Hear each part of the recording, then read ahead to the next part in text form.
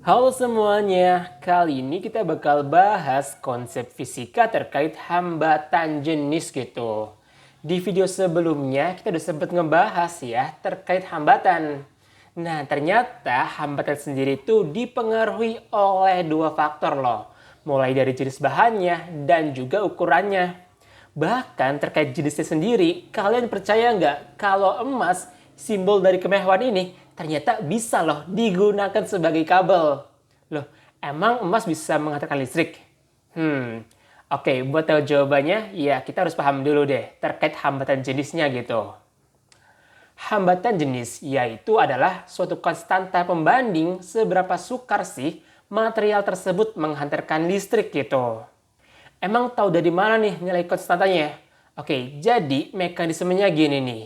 Kabel tembaga ini kalau kita zoom, terus kita beri beda potensial, yang terjadi apa? Yang terjadi di sini adalah elektron valensi di tiap-tiap atomnya, dia tuh bakal bergerak gitu. Nah, karena adanya gerakan elektron tadi, maka bakal timbul yang namanya arus listrik. Oke, kalau kita lebih teliti, bayangin aja ini adalah sebuah atom gitu. Dimana di sini ada elektron dan juga proton nih. Kita tahu ya antara elektron dengan proton, dia tuh punya yang namanya gaya Coulomb. Gaya tarik menarik antara muatan negatif dan juga muatan positif. Terus kalau seandainya kita beri gangguan yaitu berupa tegangan atau beda potensial, yang terjadi apa nih?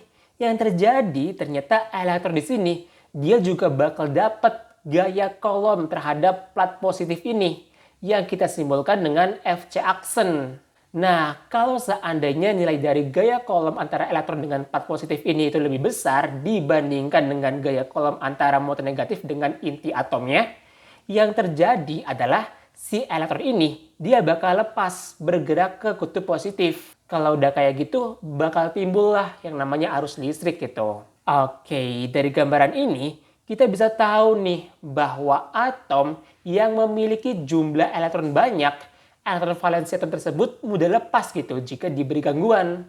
Kenapa? Karena ketika jumlah elektron di dalam atom itu terlalu banyak, nyebabin posisi elektron terhadap inti atom itu tuh jaraknya jauh banget.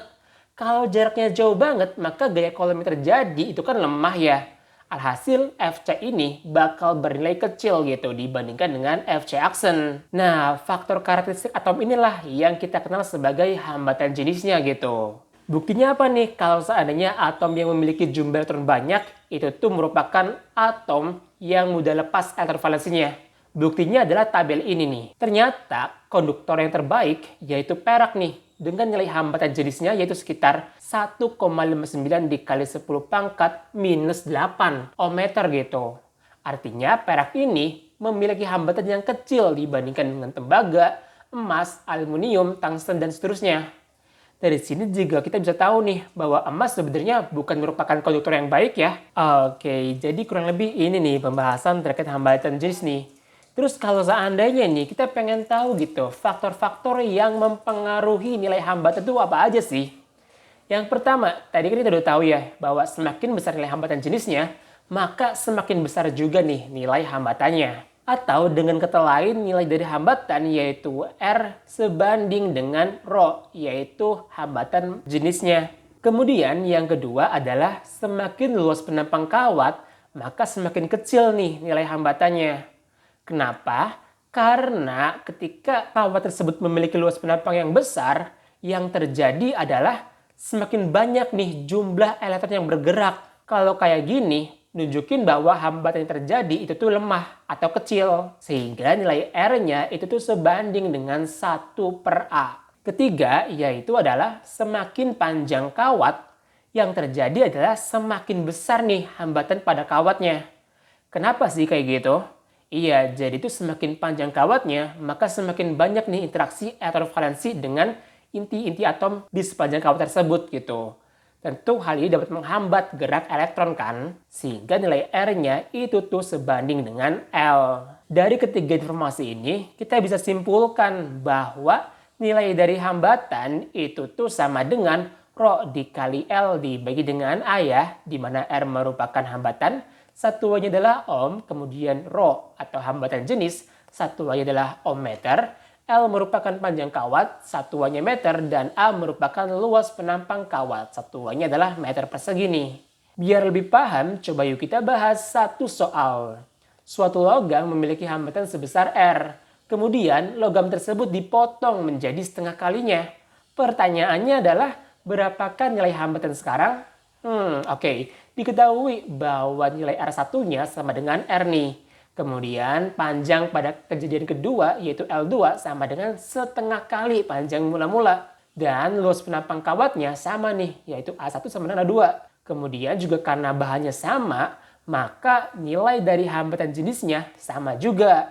Berarti ρ1 sama dengan ρ2. Yang ditanya adalah berapa sih nilai dari hambatan untuk kejadian kedua atau R2? Kita jawab ya. Kita bandingin nih, yaitu R2 banding R1 sama dengan ρ2 dikali L2 dibagi A2 dibagi dengan ρ1 dikali L1 dibagi dengan A1 nih. Nah, nilai yang sama kita bisa coret nih. Apa? Yaitu ρ2 dan ρ1 ya. Kemudian A2 dan A1 nih. Yang tersisa yaitu R2 per R1 sama dengan nilai dari L2 adalah setengah L1 dibagi dengan L1. L1 bisa kita coret nih. Diperoleh apa? Diperoleh bahwa nilai R2-nya itu tuh setara dengan R per 2 nggak sih? Atau hambatan pada kasus kedua itu tuh setengah kali nilai hambatan pada kasus pertama. Gimana? Sampai sini kira-kira udah mulai paham belum terkait hambatan jenis maupun nilai hambatannya? Kalau udah, mungkin cukup sekian dulu pembahasan kali ini. Sampai jumpa di pembahasan selanjutnya. Dadah!